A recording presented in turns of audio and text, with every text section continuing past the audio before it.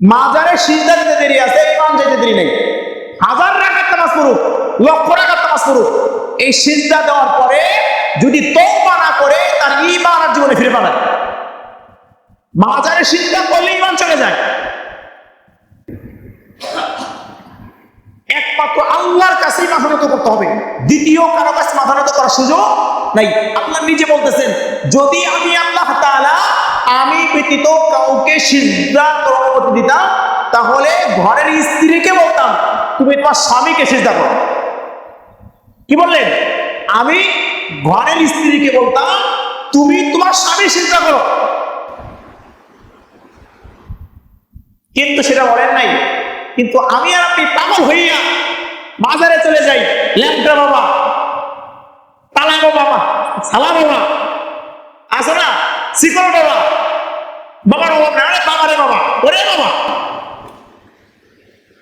এই বললাম না ইমান চোর। তুমি কি ইমান চোর? আমাকে আপনাকে ঢুকাই ফেলে আমার ইমানটা নস্বাত করে দিচ্ছে। এই জন্য ভাই বুঝে শুনে সামনের দিকে আগায়, বুঝে শুনে চললেন। দুষ্ট লোকের মিষ্টি কথা আছে না, কথা বড় বন্ধু, দুষ্ট লোকের মিষ্টি কথা। যারা দুষ্টু এদের কথা প্রচুর মিষ্টি।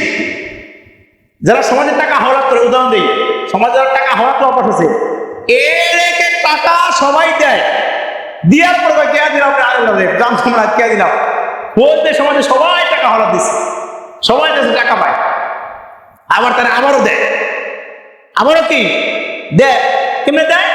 এমন ভাবে এসে বলে, এমন সিস্টেমে বলে, টাকা থাকলে তো দিতে মন চায় না, আপনার ধার করে দিতে মন চায়। হ্যাঁ ঠিক না? বলেন কেমনি?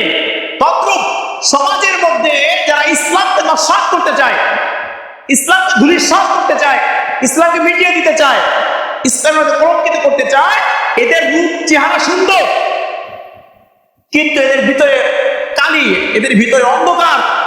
এরা ইসলামকে ডিভাইড করার জন্য যুগে যুগে প্রত্যেক যুগে কিছু কাফের আসছে না, বেঈমান আসছে, নবীরা আসবে না। কিন্তু এই জামানায়, যেই জামানা মুসা ছিল ওই জামানা ফিরাউন ছিল, যত বড় কাফের তত বড় নবী। এখন তো নবী আসবে না, এখন ওলামায়ে কেরাম হবে এই দুনিয়ার ইসলামের ভাগবাহক। আর এই জামানায়ও কিছু বেঈমান আসবে ইসলামকে নস্বাত করে যাওয়ার জন্য, ধূলিসাৎ করে যাওয়ার জন্য। এটা বিভিন্ন সময় বিভিন্ন রূপ নিয়ে আসবে। একটা কথা না বললেই নয়, আমাদের বাংলাদেশের নীতি আছে যে সময় কি নির্বাচন আসলে নির্বাচন আসলে মানে দেখবেন আমাদের নেতাদের চেহারা চেঞ্জ হয়ে যায়। দেখবেন সারা জীবন নামাজ পড়ে নাই, নির্বাচন আগে মাথায় টুপি, নামাজ পড়ুক না পড়ুক, ঠিক না বলেন? নামাজ পড়ুক আর না পড়ুক, নির্বাচনের আগ দিয়ে টুপি মাথায়, ঠিক না? উত্তরে পান না কেন? মোটামুটি নির্বাচনের 10 দিন আগে থেকেই টুপি মাথায়, রোজু থাকার না থাক, মসজিদে আজান দিলে দৌড়ে নামাজ পড়ে, ওজন থাকার না থাক। সে আসছে কি জন্য? আসে নামাজ পড়ার জন্য আসে নাই, সে এই মানুষকে ঢুকা দেওয়ার জন্য মসজিদে ঢুকে যায়। সে কিন্তু আসলে আল্লাহর জন্য নামাজ পড়ে। আর নির্বাচন আগে মিষ্টি মিষ্টি কথা কানে কয়, জুব্বা পরে, নামাজ পড়ে, তসবিহ হাতে, টুপি মাথায়, কি তার ফলাফল। ভোটের দিন শেষ, পরের দিন টুপিও নাই, দাড়িও নাই, জুব্বা পরে, কিছুই নাই। তদ্রুপ ইসলামকে মিটিয়ে দেওয়ার জন্য যুগে যুগে বহুত ফেতনাবাজ আসবে। কে আসবে? ফেতনাবাজ আসবে, অনেক ফেরকার লোক পৃথিবীতে আসবে। কিন্তু আপনাদের একটা কাজ করতে, আহলে সুন্নাহ ওয়াল জামাত, সংকীর্ণ লম্বা আলোচনার বিষয়, সঠিক পথ, যিনি কথা সত্য কথা বলেন, সত্যের উপরে চলেন, ন্যায় কথা বলেন, আপনাকে তাকে অনুসরণ করে চলতে হবে। এর বাহিরে চলে গেলে আপনার ঈমান চলে যাবে। এই জন্য আপনাদের এলাকায় মাজার পূজাটা অনেক বেশি, অনেকটা কমছে। এই জন্য কেউ মাজারের কাছে যাবেন না, যাবেন না। মাজারে যাওয়া হারাম, হুজুর ওই মাজার না। আমাদের এলাকায় এখনো বহুত আল্লাহর মাজার আছে, জিয়ারত করেন, দোয়া নেন। তবে এর একটা হুজুর, মাজারের কাছে কি দোয়া চাওয়া যাবে? না, মাজারের কাছে দোয়া চাওয়া যাবে না। আপনি জিয়ারত করার সময় তার জন্য দোয়া করবেন। রাসূল সাল্লাল্লাহু আলাইহি ওয়াসাল্লাম, দোয়া মুখুল ইবাদা, যে অপরের জন্য দোয়া করে আল্লাহ তাআলা তার নিজ জিম্মায় একটা দোয়া কবুল করেন। সুবহানাল্লাহ। আপনি যদি আমার নামে দোয়া করেন, আল্লাহর পক্ষ থেকে আপনার জন্য একটা দোয়া কবুল হবে। যখন আপনি একজন মুরব্বির জন্য দোয়া করবেন, আল্লাহ তাআলা আপনাকে দোয়া করবেন। এই জন্য মাজারে যাইয়া নিজের জন্য চাওয়া যাবে না, নিজের জন্য দোয়া চাওয়া যাবে না, তার জন্য দোয়া করতে হবে। আল্লাহ তাকে মাফ করে দাও, আল্লাহ তার মতো আমাকে বানায়ও, বলতে পারেন। সে বড় আল্লাহর ওলি ছিল, কিন্তু সে আপনাকে ছেলে দিবে, মেয়ে দিবে, টাকা দিবে, বড় বানায় দিবে, ব্যবসা উন্নতি করে দিবে, এই যে কথাগুলো আছে এগুলো করা যাবে না। অসুস্থ হয়ে গেলে কি মাথার পুকুরে যারা গোসল করায়, আমরা কাটা করে করে গোসল করা দেখছি, যে অসুস্থ হয়েছে ওখানে গোসল করছে। গোসল করা না যায় না, হারাম না, কিন্তু এই পুকুরে গোসল করলে এই মাজারের লোককে সুস্থ করে দেয়। এই গোসল করলে এই গোসলই শেষ গোসল, মানে গোসল করে উঠলো এমন ধুয়ে আসলো, এমন কি ধুয়ে আসলো এই মাজার। এই রোগ ব্যাধি হলে কি ওখানে যে গোসল করে সেরে যাবে? সালাম মালিককে বলে, কে সালাম মালিক? আল্লাহ। এই জন্য এমন যদি কারো বিশ্বাস থাকে তাহলে তার ঈমান চলে যাবে। অবশ্যই আমরা আল্লাহর ওদেরকে ভালোবাসি, মহব্বত করি, আমরাও ভালোবাসি, কিন্তু এর মানে এই না যে আল্লাহ সে বড় পাওয়ার তার বেশি নাকি। এই জন্য যুগে যুগে বহু ফেতনাবাজ আসবে। এই যে আহলে হাদিস এলাকা জোরে আমিন পায়, এটা না যায় না, হারাম না। হাদিসের মধ্যে আমিন জোরে বলাও আছে, আসতে বলাও আছে, হাত এখানে বান্ধা এখানে বান্ধাও আছে আছে। কিন্তু রাসূল সাল্লাল্লাহু আলাইহি ওয়াসাল্লাম যে আমলটা ওনার জীবনে বেশি বেশি করছেন, আমরা সে আমলটাই করব। রাসূল সাল্লাল্লাহু আলাইহি ওয়াসাল্লাম মাঝে মধ্যে আমিন কইছেন, মাঝে মধ্যে, খুব কম।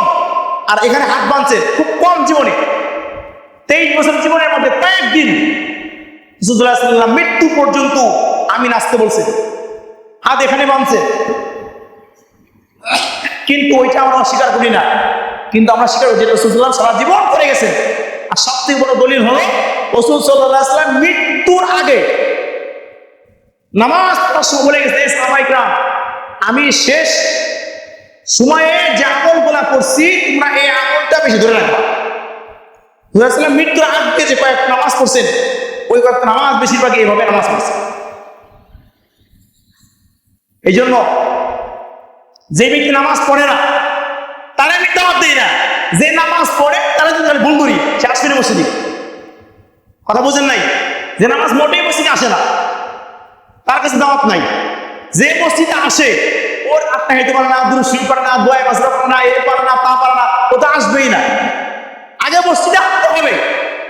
মসজিদে আনলাম না, মসজিদে আসার সাথেই ভুল গেল, আত্মা হেঁটে পারে না, দুরূদ শরীফ পারে না, দোয়া মাসরা পারে না, নিয়ত পারে না, সিজদা পারে না, রুকু পারে না, যাবই না মসজিদে, মসজিদে যাবই না। আগে হলো আল্লাহর ঘরে ঢুকাইতে হবে, এরপরে শিখাইতে রাস্তা শিখাই। মসজিদে আসার আগেই কি সমস্যা। আর একটা কথা বলি, অনেক সময় মসজিদের মধ্যে অনেক মুসল্লি আসে, অনেক সময় কোনো কারণে এখন নামাজ পড়তে আসছে, আর ছেলে আইসে কিরে কি নিয়ে আইসিস, কি নিয়েতে? তখন চিন্তা করে একদিন গেছিলাম মুসল্লিরা ঠাট্টা করছে, আর যাবো না। আপনার কথার দ্বারা যদি একটা মুসল্লি আসার পরে আপনি তার সাথে মাস্টারি করার কারণে পরে বক্ত যদি না আসে, এই সমস্ত গুনাহ আপনার হয়ে যাবে।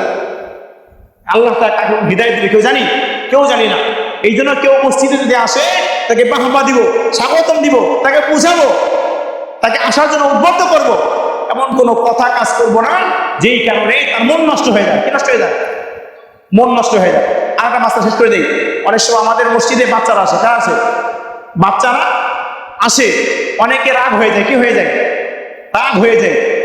এখানে মাসআলা হলো, আমরা তো বাঙালি মুসল্লি, যারা বাইরে কান্ট্রিতে দেখবেন বাচ্চাদেরকে সামনের কাতা দাঁড়া করে দেয়, সামনের কাতাকে দাঁড় করে দেয়, ফাঁকে ফাঁকে দাঁড় করে দেয়। আর আমরা তো এই পিছে যা পিছে যা পিছে যা না। যদি বাচ্চারা আসে, শোনেন, বাচ্চারা আসে ওদেরকে প্রত্যেকে মাঝে দাঁড়া করে দিবে, শুধু সামনের এই দুই তিনজন বাদ দিয়ে এখানে দাঁড়া করাবেন না। এখানে মাসলাটি ভিন্ন আছে। শুধু ইমাম সাহেবের সামনে বাদ দিয়ে সাইডে দাঁড় করাই দিবে, ভিতরে দাঁড় করে, দুষ্টুমি না করে। কিন্তু এই কার সব আসছে, শেষ করে ফেললো, এইগুলো বলবেন না। কারণ আপনি চলে গেলে এই বাচ্চাগুলো একদিন মসজিদে খেদমত করবে, এদেরকে উদ্বুদ্ধ করবেন, বুঝাবেন, মাথায় ডলা দিবেন, কাছে দাঁড়া করাই দিবেন, ধমক দিয়ে বের করে দিবেন না। আপনার এই অধিকার কেউ দেয় নাই। বাচ্চাদেরকে মসজিদ থেকে ধমক দিয়ে বের করার অনুমতি আপনাকে দেয় নাই। কখনো এই কাজ করবেন না। দুষ্টুমি করলে বুঝ দিবেন, মাথা ডোলা দিবেন, বাবা দুষ্টুমি করেন, সুন্দর ব্যবহার দিবেন। বেশি দুষ্টুমি করলে বাড়িতে পৌঁছায় দিবেন। আল্লাহ আমাদের সকলকে বোঝার তৌফিক দান করুন, আমিন। আর মাজার পূজা এগুলো আমরা কখনো করবো না ইনশাআল্লাহ। ইনশাআল্লাহ এগুলো করবো না, এগুলো করলেই না ওই শেষ।